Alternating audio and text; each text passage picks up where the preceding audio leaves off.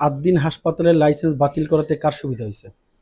সুবিধা যদি হয়ে থাকে একমাত্র বেসরকারি বড় বড় হাসপাতালগুলো সুবিধা হয়েছে।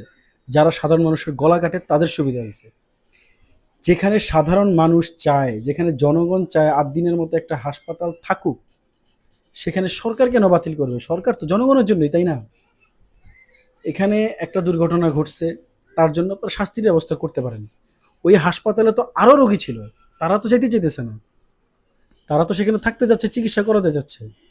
মানে আদ্দিন হাসপাতাল যেই খরচে চিকিৎসা করে, সেটা তো ঢাকা শহরের সরকারি হাসপাতালও করে না। মাত্র 250 টাকা ডায়ালিসিস তো সরকারি হাসপাতালও করে না।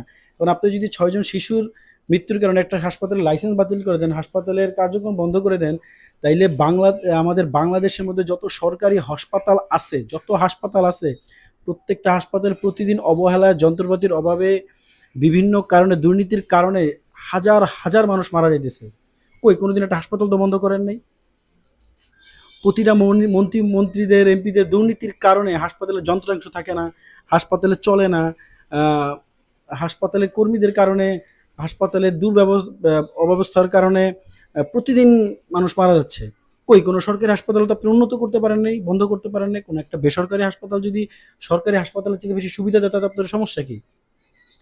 এখানে একটা আহ, মানবতার হাসপাতাল বন্ধের কারণে কত যে মানুষ অসুবিধায় পড়তেছে, আর কত অসাধু ব্যবসায়ীদের যে লাভ হইতেছে, এটা আপনারা কিভাবে বুঝবেন?